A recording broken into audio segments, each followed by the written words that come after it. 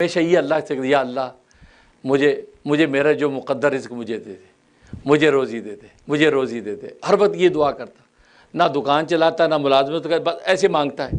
لوگ کہتا بھائی کچھ کام کرے گا تو ملے گا نا، کہتا بھائی تمہیں کیا ہے، میرا اللہ کا معاملہ ہے، جب اللہ نے مجھے پیدا کیا، اللہ نے جو رزق میرا لکھا ہے، یا اللہ مقدر روزی مجھے دے دے، مقدر روزی مجھے دے دے، یہ کہتا رہتا تھا۔ اب ایک عرصے بلکہ وہ ایک شخص وہ محلے میں مذاق بن گیا تھا بیچارہ۔ ایک دن گھر میں بیٹھا تھا تو ایک کسی گائے چھوٹی دوڑتی اس کے گھر میں گھس گئی۔ اس نے کہا تھا بھی مقدر روزی آ گئی، اور جلدی سے دروازہ بند کیا، پکڑ کے ذبح کر دیا۔ محلے میں کسائی بلائے، جلدی بوٹیاں بلاؤ بھائی۔ اب وہ مالک کسائی ڈھونڈتا پھر رہا، گائے کہاں چلی گئی بھائی؟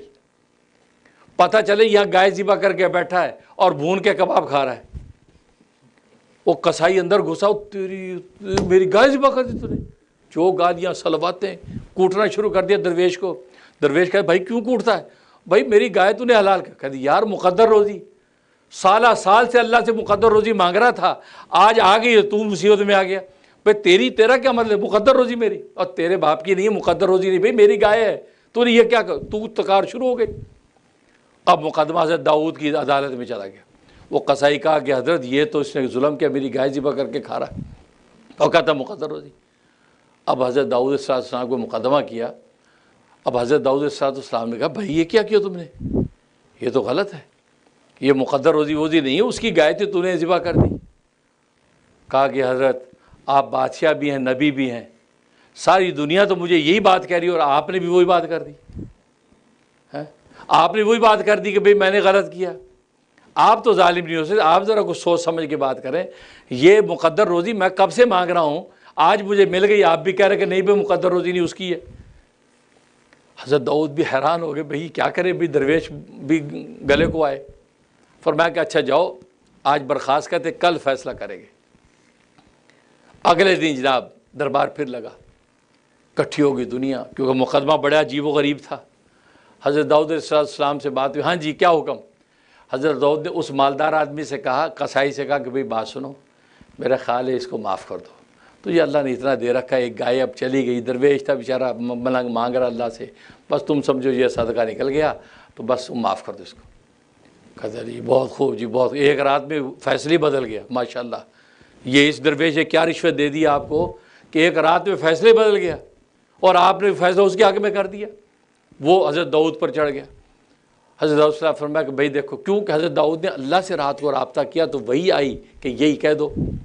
اب جب یہ کہا تو وہ تو اور واویلا، شہر کے لوگ بھی حضرت داؤد کو کہا یہ کیا بات کر رہے ہیں آپ بھائی، آپ کل کیا کہہ رہے تھے، اور کھلا ظلم، اس کی گائے کھا گیا یہ، اور آپ کہہ رہے کوئی بات نہیں یار، ایسے ہر دوسرا آدمی دوسروں کی گائے کھائے گا اور کہے گا جی کوئی بات نہیں۔ حضرت داؤد نے کہا بھائی یہی حکم ہے، تم بھائی معاف کر دو۔ تو وہ کہا کہ نہیں جی نہیں، اسے بڑا تو کیا۔ حضرت فرمایا آج کی مجھے برخاست ہوتی ہے، کل بات کریں گے۔ اللہ سے رجوع کیا کہ رب ذوالجلال یہ معاملہ ہے۔ اللہ تبارک تعالیٰ نے فرمایا اس کو کہو کہ اس کی اور بھی جتنی گائے وائے ہیں نا وہ ساری بھی درویش کو دے دو، پوری درویش کو دے دو۔ اب اگلے دن دربار لگا تو اللہ نے فرمایا کہ بھائی، حضرت داؤد نے کہا بھائی دیکھو آج ہم یہ فیصلہ کرتے تیری اور بھی جو گائے بھینسیں ہیں نا مویشی، وہ بھی اسی درویش کو دے دو۔ تیرے پاس اور بڑی جائیدادیں ہیں، مکان ہے، دکان ہے، زمینیں ہیں، بس تم سے گزارا کرو، یہ بھی اس کو دے دو۔ اب تو آپ سمجھ سکتے ہیں کہ اس بندے کا کیا، ادھر گریبان پھاڑ دیا، چیخ و پکار، لوگ احتجاج شروع ہو گیا، ہنگامہ، یہ کیا تماشا۔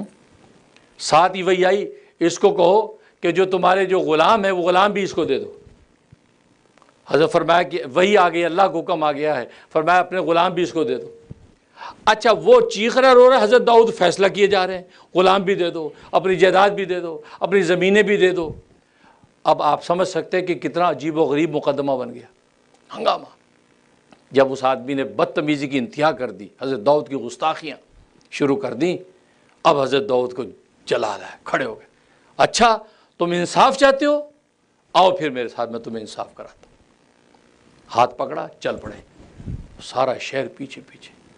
ایک جنگل میں گئے، دریا بہ رہا اس کے بالکل کنارے میں، وہاں ایک درخت تھا، وہاں لے گئے۔ میں کھڑا ہو یہاں، دیکھ اس درخت کو، دیکھ اس انوائرمنٹ کو، تو پہچانتا اس جگہ کو؟ کوئی تو دیکھتا نہیں میں کیوں پہچانوں گا، میرا کیا تو تکاش ہوئی، یہ کیا تماشا، یہ کیا فیصلے کا طریقہ ہے؟ کہا کہ نہیں، جو میں کہہ رہا ہوں، تو یہ جگہ پہچانتا ہے، یہ درخت پہچانتا ہے اس کا سایہ، یہ رواں پانی نظر آ رہا تمہیں؟ وہ بڑا حیران، کہا کہ نہیں مجھے کچھ پتہ نہیں آپ کیا کر رہے ہیں۔ پبلک میں کہا حضرت آپ کیسی باتیں کر رہے ہیں، کوئی سمجھ نہیں آ رہی اب، لیکن جو مومن تھے وہ سمجھ رہے تھے کہ اللہ کا نیرا بادشاہ نہیں، اللہ کا پیغمبر بھی ہے، یہ تو وہی آ رہی ہے، کوئی بات کر رہا کوئی بات ہے۔ حضرت نے ایک جگہ پہ جو وہ ماری کدال ماری، کھولا تو وہاں سے ایک چھری نکلی، چھری نکلی، وہ چھری پر وہ جو دیوانہ تھا درویش، اس درویش کے باپ کا نام لکھا ہوا تھا، یعنی اس کے باپ کی وہ چھری تھی نا۔ فرمایا اس چھری کو پہچانتا ہے، اس کے اوپر خون ابھی بھی جمع ہوا تھا اور اس کو پہچانتا ہے۔